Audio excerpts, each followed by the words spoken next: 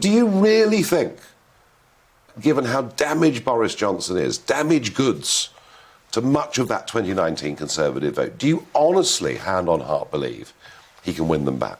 Well, look, if you want to talk about who can win the next election, we can talk about what's best for the country as well. But just looking at it from a narrow Conservative point of view, any Conservative MP out there who thinks that anybody can win the next election after they've been exposed to 3 or 4 months of internecine war in the Conservative Party at a time when we're in government, not opposition, and meant to be handling the economy and all the other difficulties, if you think that's a way to persuade the British people in 18 months, 2 years' time, whenever it is, that they should vote Conservative, you need your head examined. So that's absolutely, from a Conservative Party point of view, not the right thing to do. From a national point of view, you are disappointed in some of Boris's policies.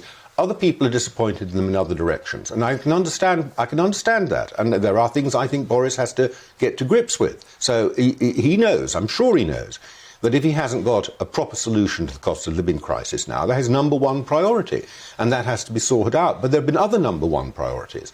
There was a pandemic to deal with for a time, and there's been a war, which he's been really, really good at, and he's succeeded in leading a whole chunk of Europe into a stance on the Ukraine position, which is distinctive and which is morally right, and which we all instinctively feel and it's Brexit Britain. Behind. It's Brexit Britain showing its face on the world stage. Absolutely. So he's doing all of that. Agree with and when that, you come to some of the economic policies and the energy policies, I have some sympathy with what you say.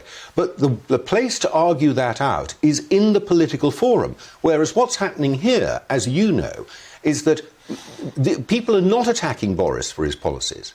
They're attacking Boris. Let me return to the problem. They're attacking Boris about his character in just the way they went. Well, that's the point. In just the way they went for Trump. But this is about trust. This is about trust, and I'm putting it to you that just over 25% of the 2019 voters are saying he's a liar, are saying they will not vote for him again, are saying, I mean, you know, you may not like this, but it's true, are saying he should resign immediately as Prime Minister. And my question to you, I repeat the question, if he stays as Prime Minister, can he win trust back from those people? I think he can.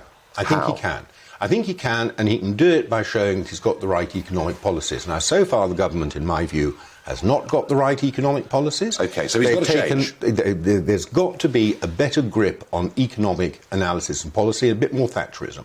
There's got to be, I'm afraid, higher interest rates to deal with inflation, but there's got to be lower taxation to help the economy and especially those who are vulnerable, and there has to be deregulation to allow enterprise to take off. And some of these prospective tax increases, like the increase in corporation tax, need to be rethought. And I think Boris can get to all of those places because his focus up until now has been on other things, but he knows over the last couple of months this inflation crisis, which is to some extent a product of loose monetary policy up until now, and to some extent a consequence of the war. It's funny, you and I agree on so much of this. This is his top priority.